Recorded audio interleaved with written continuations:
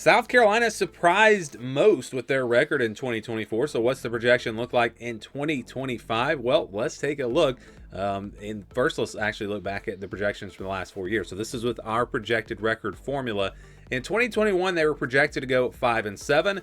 They went 6-6. In 2022, projected to go 7-5. They went 8-4. In 2023, projected to go 7-5. They went 5-7. And then this past season, projected to go 6-6. They went 9-3. So I would say overall these projections have been pretty close. They were one game better in 21 and 22. They were 2 games worse in 23. But last year was the year where they really, I think, exceeded expectations. Did a lot better than the projection, getting to 9-3 when they were projected to go just 6-6. Remember, that was coming off of a 5-7 year, and I don't think most people had South Carolina getting anywhere near 9-3. So let's see if they can do that again. We'll see what the projection is. And again, here is the schedule. This is the scale that we use. So South Carolina in our tier rankings, this is all based off of our tier rankings. South Carolina is a tier 2 team. So they're in that second tier. That means if they play a tier 3 team, then the game is a 61 to 70% game. If they play that game on the road, though, it drops to a 50-50 game. And of course, they play any other tier 2 teams, home or away. Those are going to be in the white, the 40 to 60% range. So that's kind of the way it works. And again, I like to make this comparison. This is not based off of predicting point spreads, but it kind of works out this way. The games that wind up in the white, those are usually games where the spreads are going to be very low, 3, 4, 5 points. 61 to 70 games, those are games where the spread's going to be about a touchdown, 6, 7, 8, 9 points.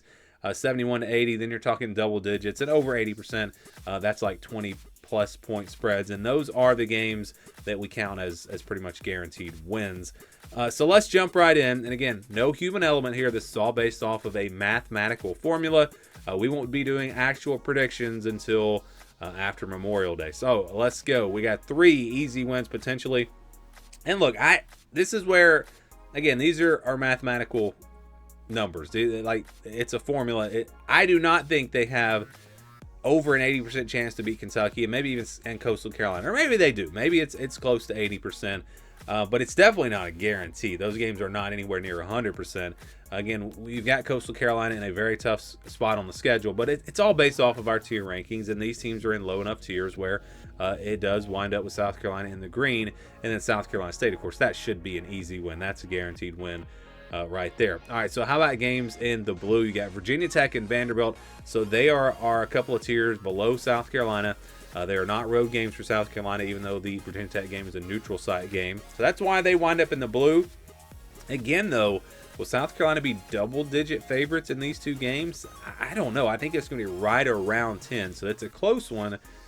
So if anything, I would say so far, looking at these numbers, maybe this formula is underrating the opponents a little bit.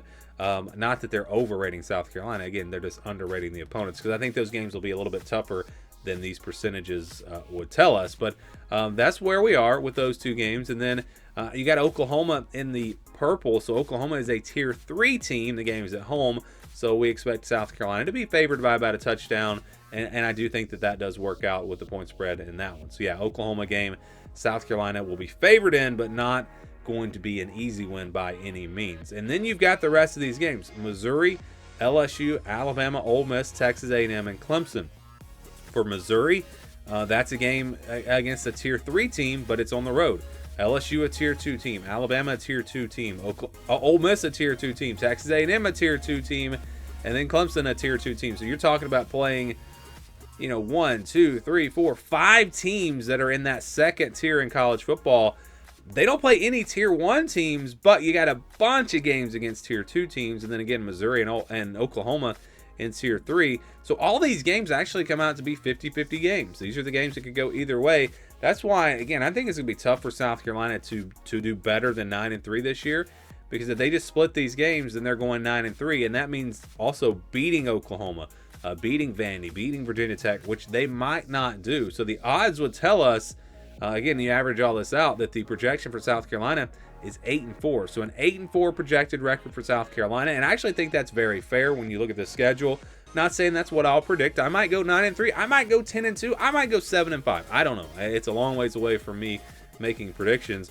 But again, I do think this is a pretty fair prediction or projection, because like I said, if you split those games, that's 3 losses, and the odds would tell you if you've got a 65% game, a 75% game, another 75% game, odds would say that you might slip up, you might lose one of those games, and that's how you get to 8-4. So yeah, 8-4, 9-3, that's where I would have the projection. So I think this is very fair for South Carolina. Obviously, it would be a disappointment coming off of the year they had last year, but again, you're talking about a tough schedule. Clemson's going to be, I think, improved this year. That'll be tough. You've got a very tough road game against Texas A&M, tough road games against Missouri, LSU, Ole Miss, Alabama. We know will be tough, and even Oklahoma, I think, is going to be improved. So a pretty tough schedule for South Carolina, and a projection that does come out a little bit lower, 8-4 for them in 2025.